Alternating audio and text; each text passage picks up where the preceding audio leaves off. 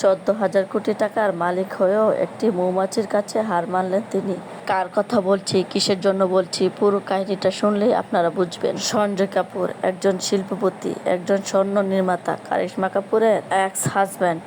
বয়স ছিল মাত্র 53। যখন মানুষ খানিকটা থামে, পেছনে তাকায়, সামনের পথটা আরেকবার সাজিয়ে নিতে চায়, পলু খেলছিল এমন একটি খেলা, যেটা শুধু খেলা নয়, বরং একটা মানচিত্র, যেখানে কিছু মানুষ নিজেকে শক্তিশালী বলে ভাবতে ভালোবাসে।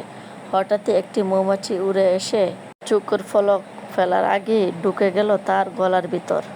তিনি থেমে গেলেন। শেষ কথা শুধু এতটুকু, আমার গলায় একটি পোকা ঢুকে গেছে। তারপর ধীরে ধীরে শুরু হলো শ্বাসকষ্ট। চারপাশে মানুষ দৌড়াচ্ছে, চিকিৎসা চলছে, কিন্তু সময় আর থেমে থাকলো না। সব ছিল তার চারপাশে, অগাধ সম্পদ, প্রাইভেট জেট, বিলাসবহুল হাসপাতালের সেরা চিকিৎসা, সর্বোচ্চ প্রযুক্তি, কিন্তু কোথাও কেউ তাকে আজ ফিরিয়ে আনতে পারল না। একটা মৌমাছি দেখিয়ে দিল মানুষ কতটা অসহায়, ক্ষুদ্র আর নির্ভরশীল। কারণ জীবন কখনো টাকার অঙ্কে চলে না।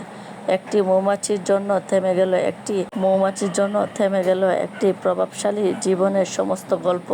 আমরা ভাবি টাকা থাকলেই বুঝি সব সম্ভব, শান্তি কেনা যাবে, সুস্থতা নিশ্চিত করা যাবে, সময়কে আটকে রাখা যাবে। তো বাস্তবতা অন্যরকম। জীবন আসলে অনেক ছোট, জীবনটা আসলে কতটা অনিশ্চিত।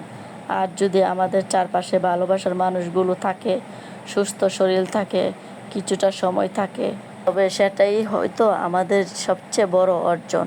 কারণ জীবনের শেষ মুহূর্ত কেউই আর নিজের ব্যাংক ব্যালেন্সের কথা ভাবে না। এখানে শুধু থাকে একটি নিঃশ্বাসের অপেক্ষা।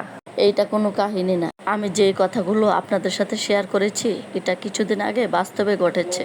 আসলে মানুষ যখন শেষ সময়টুকু পার করে, তখন তার সামনে একটা জিনিসই বারবার ভেসে ওঠে, আর কিছুদিন বাঁচার আক্ষেপ। তখন তার চোখের সামনে সম্পদ, টাকা পয়সা কিছুই মনে আসে না।